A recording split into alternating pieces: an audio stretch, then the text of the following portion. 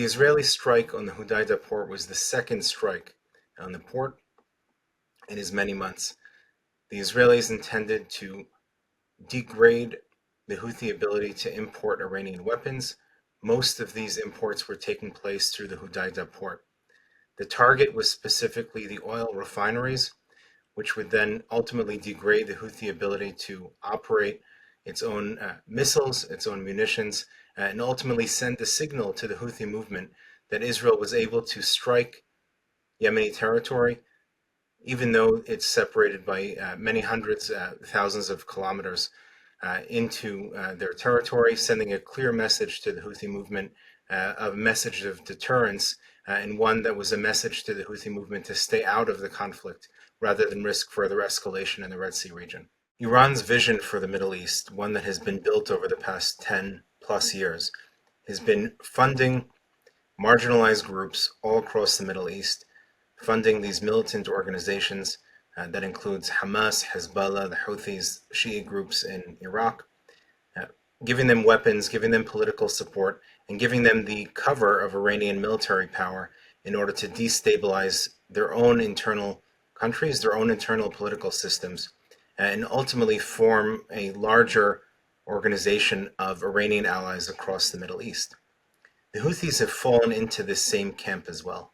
Over the past 10 years, the amount of Iranian weapons, funding,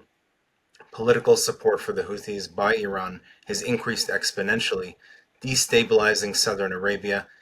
something that we've seen to a much larger degree since October 7th. The other commonality between the Iranian allied militia groups across the Middle East is the fact that they've taken the entire populations of their countries or territories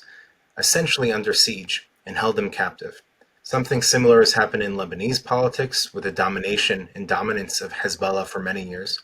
And something similar has happened over the past 10 years in Yemen with the Houthi dominance of Yemeni politics and the very fact that this civil war, a very costly, a very humanitarian crisis civil war, has emerged in Yemen at the cost of the Yemeni people. The Houthi goal and the Houthi war with Israel now is a great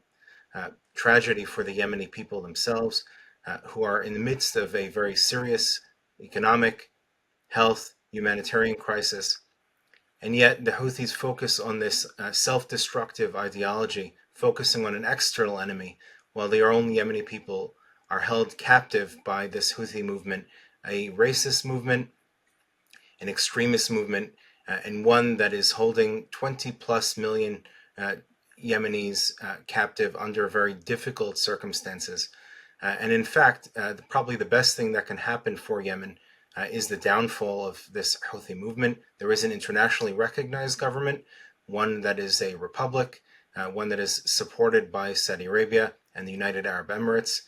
And presumably the best thing that could happen for the Yemeni people is a return to stability, the end of the civil war, and the end of this Houthi movement.